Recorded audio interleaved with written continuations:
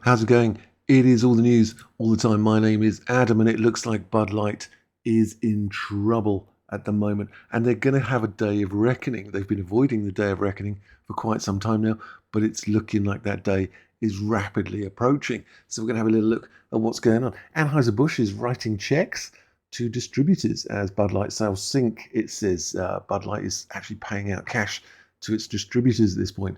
The company, Anheuser-Busch, has laid out a plan to appease beer distributors affected by 2 months of plunging sales sparked by this ongoing customer boycott, which I'm so proud of. The company plans to provide financial assistance to its wholesalers, reimburse fuel for distributors' trucks, and launch a new ad campaign for Bud Light next week. This is coming from AB CEO. There's a lot of acronyms going on. Brendan Whitworth wrote in a letter on Thursday. We recognise that over the last 2 months, the discussion surrounding our company and Bud Light has moved away from beer. The way these people speak. And this has impacted our consumers. Has it? I thought it's impacted you, our business partners, and our employees. Whitworth said, as we move forward, we will focus on what we do best, brewing great beer, lies, and earning our place in moments that matter to you. Jesus Christ, you can't make this stuff up with these people. My issue with this guy, this Whitworth guy, is he never addresses the actual problem. He's always diving around it. He tries not to address it at all, and he just won't actually deal with the problem. This is what's winding everybody up. As he's saying here, we recognise that over the last 2 months, the discussion surrounding our company and Bud Light has moved away from beer. No, not really. You put some crazy cans with some really quite extreme ideology and just dropped it on people and expected them to just literally suck it up. People were not happy in any way, shape or form. This has impacted our consumers. No, it's impacted your business. Our business partners, yes, it's harmed them. And our employees, yes, it's harmed them. But you did this, Whitworth said. As we move forward, are we moving forward though? Are we actually getting anywhere, or are we just stuck in a circle saying the same old lies? We're going to focus on what we do best, brewing great beer. You make Bud Light. You don't make great beer. It's probably the worst beer on the planet. It's 3.5% tasteless lager. It's appallingly bad. And earning our place in moments that matter to you. Corporate, jingoistic, claptrap. Bud Light sales have been roughly 25% lower year upon year in every single week since it partnered with transgender influencer Dylan Mulvaney, the scourge of advertisers everywhere, for an Instagram post in early April. It's now the end of June, setting off a firestorm of negative coverage on right-wing media, social platforms. A tepid response to the controversy from the company's CEO also angered LGBTQ+ advocates. Damage was so severe that Bud Light, which is typically the top-selling beer in the United States, I mean, you should feel sorry for yourselves if that's the top-selling beer, lost its place in May to Model Especial. I'm not sure how good that stuff is either. AB is providing financial support based on the extent to which sales have fallen, according to Beer Business Daily, which is an influential beer trade newspaper. Some distributors will get between 20 cents to 50 cents back per case. 20 cents to 50 cents per case. Depending on how severe sales slipped. That's not a lot of money. Beer Business Daily said fuel and freight surcharges will also be reimbursed through the rest of the year. In response to the plan, a group of AB wholesalers said it greatly appreciates the support of the financial assistance and said they've experienced a challenging last couple of months. Yeah, I bet they have. I bet they have indeed. The support Anheuser-Busch announced today will help enable all of us to continue making a positive impact as we work tirelessly to bring our great beers live to local bars, restaurants and stores across this country. We are united and fully committed to moving forward together. Yeah, that's the sort of statement you get from like a ex-girlfriend or something. Yeah, we're fully committed to staying together. We're not breaking up in any way, shape or form. I love him dearly. The next week they break up. That's what that reads like. The support Anheuser-Busch announced today will enable us to continue making a positive impact. We are united and fully committed to moving forward together. The way I'm reading this is, if they don't pay this money, or if they stop paying this money, they're going to lose their distributors. That's what that reads like. And they're only staying because they're getting financial support, which is a very, very risky biscuit to keep trying to maintain that sort of level of money. And what else is going on in the crazy world of Bud Light? Well, the Bud Light marketing team, they didn't just win an advertising award. Yes, they did. I can't even believe this stuff. Anheuser-Busch Chief Marketing Officer said while accepting an award at an advertising awards ceremony on Monday, who gives these people awards? That the Bud Light partnership with Dylan Mulvaney was a humbling reminder it needs to understand its consumers better, he said, while accepting the award for Creative Marketer of the Year. Honestly. Oh, what? So Marcel Marcondes ironically made the comments while accepting an award for Creative Marketer of the Year. I mean, it's creative.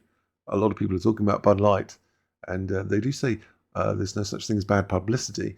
But when you've lost close to $30 billion in market capitalization and a huge amount of money, an almost unfathomable amount of money in lost sales, then you might say there is some bad things to be said about bad publicity. But there he is. Look at this guy smiling away happily. Is that Ultra Love? Okay. He's smiling away happily, accepting his award for Creative Marketer of the Year at a lavish industry conference in the south of France. Of course, it is dubbed the Oscars for the advertising industry. The hubris of these people, the sheer brass-necked hubris of these people is frightening. It comes months after the company lost $27 billion in value due to market capitalization, due to a campaign in which it partnered with trans influencer Dylan Mulvaney. That upset conservatives, and then after it failed to support Mulvaney through the backlash, it upset liberals as well. It upset everyone because they're incompetent, but give them an award anyway. Though AB was named the winner of the award, how? Before the fiasco erupted, it was not officially awarded until Monday, meaning that there was a mighty elephant in the room. Some even said the company should turn down the award. I like my good self. Oh, these people. Marcondes made the comments while accepting the award at this event down here, and this is the drop in sales. These people. In times like this, when things get divisive and controversial so easily, I think it's an important wake-up call to all of us marketers. First of all, to be very humble, he said, while accepting all of his vast awards. So he carries on saying, in times like this, when things get divisive and controversial, it's an important wake-up call for us to be very humble, he's saying. And that's what we're doing, being very humble while accepting this award, and really reminding ourselves of what we should do best every day, which is to really understand our consumers. We clearly don't at all do, not even the slightest, which is to really celebrate and appreciate every consumer that loves our brands. Is that really what you should be trying to do? Celebrating consumers? Shouldn't you just be making beer and promoting the beer, but in a way that can make them be together, not apart? Try not doing social engineering. Just get on with making beer, and make better beer, for God's sake. The stuff you make is crap. The session was described in programming notes as a talk, in part about AB InBev's relentless focus on connecting with consumers in meaningful ways, the Wall Street Journal reported. And he carries on talking about some random marketing waffle, which is generally how they generally work most of the time. It's meant to be a relentless focus on connecting with consumers in meaningful ways. Well, not really. He's worked at the company for 2 decades and now oversees the global marketing strategies. It's tough to see the controversial and diversive debates that have been happening in the US in the last couple of weeks, involving lots of brands and companies, including and especially Bud Light, he said. It might be tough to see, but you sucked yourself into this fight for no apparent reason. Absolutely, you did not have to do this. You did not have to. But you took your eye off the ball, or you never had your eye on the ball in the first place, and you're generally incompetent, and you do crazy things, and that's cost your company vast amounts. Is that the same person? Vast amounts of money.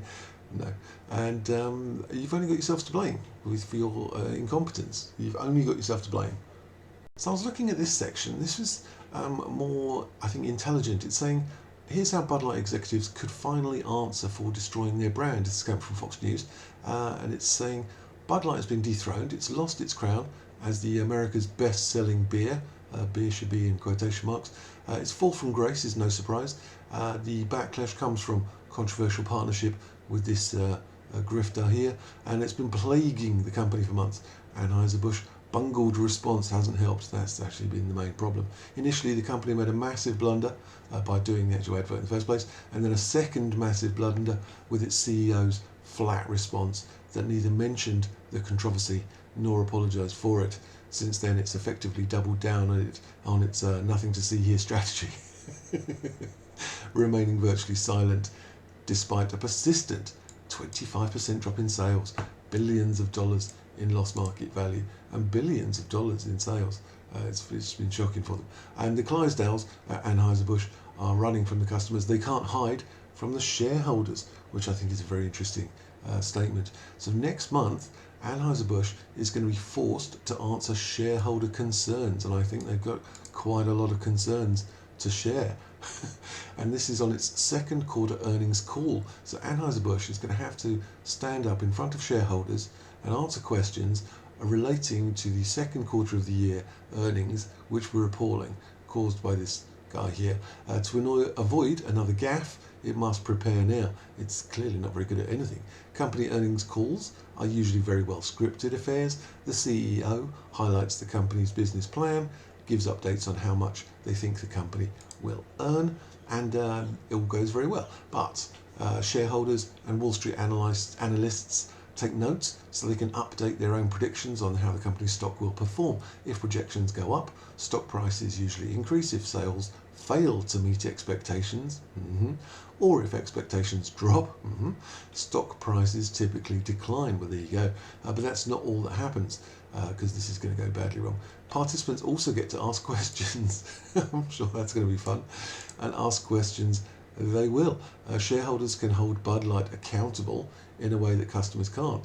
Can you imagine being a person, you've bought shares in Bud Light and all this is kicking off, and they have the chance to do so before Anheuser-Busch's head in the sand strategy causes more precipitous declines? Yeah, indeed so.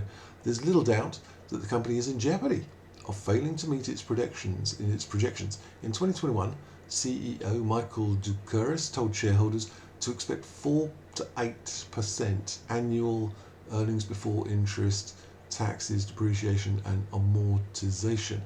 4%, that's not great. 4% increase before tax is not great. And that's what he told them to expect back in the day. But now, it's got to be a lot lower than that. This was a relatively unambitious target. That's generous. In line with the historical 6% earnings growth in the 5 years pre-COVID. So it was earning 6% year on year in the 5 years before COVID. It should be able to do 4%. I mean, 4% is not great, is it? You can get better putting your money in a bank and just a standard savings account. In 2022, it was Anheuser-Busch grew 7.1%. Still, not fantastic, but not terrible. Its stock outperformed the S&P 500. Analysts expected 2023 to be even better, predicting 7.4. That sounds great. Anheuser-Busch was set to over-deliver again. It was.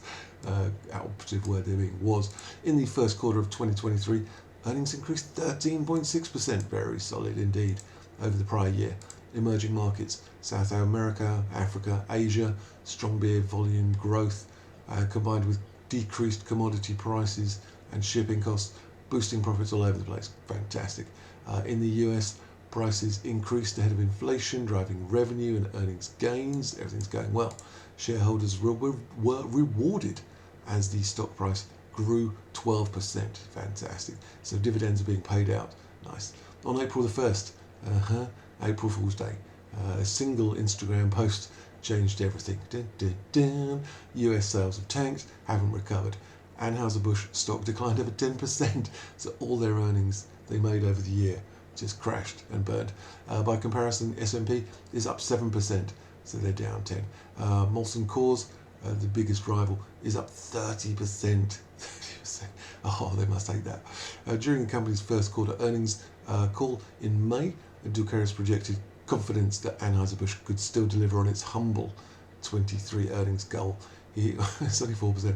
He also downplayed the Bud Light controversy, claiming it's too early to have a full view of the impact. Yeah, you've got a good view now, mate. Noted that the company has navigated prior challenges, including temporary beer sales bans in certain countries during COVID-19. This is nothing like that, though. This is quite serious. Such hand waving is unlikely to satisfy shareholders come July, though. To the contrary, financial analysts will almost certainly demand more details on how 23 earnings growth is shaping up, as well as what Anheuser-Busch is doing to right the ship. I think it's gone capsized. It's not great already. Analysts have already cut the ratings for Anheuser-Busch, and the Wall Street consensus is that the company's earnings growth will decrease from 7.4 to 6.5. I mean, still, it's not terrible. Well, it's not great, but it's not terrible. More ratings and projection cuts are likely. The only way to stop the bleeding is for the company to disclose clear plans on how it intends to regain Bud Light sales. The question is, can it though? You can chuck as many adverts as you like, but people have got long memories. This is only 6 months ago, this is a few months ago. People are going to remember this for decades. Bud Light represents 30% of the company's US earnings, which constitute 30% of global sales. That means Bud Light itself is 9% of total sales for Anheuser-Busch. So it's a large section of the company, but not dominating the entire company. These sales have been down about 30%, which indicates a 3% hit to earnings if the trend remains. So if Bud Light can regain those sales, it can over-deliver the 6.5 consensus and maybe even meet the 8% goal. If it can't, it risks falling below the 4% floor. Well, there you go. The question is, what specifically is Bud Light doing to win consumers back? Well, not anything that's working. So far, it's tried camouflage bottles. How obvious was that? That was so obvious. Deep discounts. You can't just give beer away for free. Tripling media spending on less controversial Bud Light advertisements. Yeah, none of this is actually working, though, is it? Oh yeah, as it says, none of it's working. And it won't work until Bud Light clearly addresses the issue, but it's just refusing to. The question is whether and how it intends to do so. The last thing it wants to do is address the issue. It's just going to collapse the company rather than actually talk about it or deal with it. Analysts must also dig deeper. What financial trade-offs is Anheuser-Busch making to fund the support for Bud Light? Talk is cheap, but the kind of damage control is costing a pretty penny, they're saying. The company is shelling out hundreds of millions of dollars on rebates, advertising, sales rep commissions, freight reimbursements, fuel reimbursements, all at the same time while sales are plummeting. The money's coming from somewhere. It's coming out of profits, but it's also coming out of other markets. Did it come from marketing cuts in faster growing markets that are now going to slow down? Is it from cutting planned innovation? Are critical IT projects being delayed? Is the company taking on additional debt when interest rates are at an all-time high? What is going on? They're spending all this cash. They're hosing money down the drain. They're hosing beer down the drain. And what are they getting for it? They're getting slapped in the face. And just deal with the issue. Just actually come out and take a side. Get off the fence, take a side, and either tell everyone who's centrist and right to go jump, or tell everyone who's centrist and left to go jump, and pick a side, because otherwise you're just going to collapse. I think you're going to collapse anyway, to be honest. The answer is critical, not just because cuts are always painful, but because last week Bud Light proudly announced it was protecting the jobs of our frontline employees and providing financial assistance to our wholesalers. Yeah, so they're hosing money all over the place, and it's not great. They're going to lose people soon. Retaining idle workers is an expensive strategy, one that can only last so long. Yeah, we'll talk about that in the other article. Staking a PR campaign on it is a risky endeavour. In the end, Anheuser-Busch's latest PR move appears to be more of the same. Try anything, literally anything, so long as it doesn't involve addressing the controversy directly, rather than part of a long-term strategic plan. That's basically it. They're trying to do absolutely anything else apart from addressing the issue. Their cowardice is astonishing. Just absolute. They've got a lack of backbone. They lack a leader. They lack any sort of leadership. That's what you get when you hire these yes men and suits. They've got a lot to answer for. If the company has not yet figured out how to respond, it needs to do so now, because July 28th there's going to be a shareholder meeting, and an earnings call, and people are going to be asking some hard questions of these fools, and those questions are going to need answers, like proper answers, not just fobbed off. So yeah, let me know your thoughts about the whole situation, the whole Bud Light controversy and shenanigans. Is it ruined? I kind of think it's actually ruined. I'm starting to think to myself, are they just throwing good money after bad? And should they not just rebrand the whole thing, get rid of the blue can, get rid of the white lettering, Bud Light, change the name entirely? But it's been critical. It's been critical damage, and it's almost a sort of poster child of how not to do things, how to choose bad influences, how to then badly respond to them, and then how to just laugh in the face of your critics. It's just appalling. The whole thing's appalling. Anyway, let me know your thoughts, and I will see you guys later.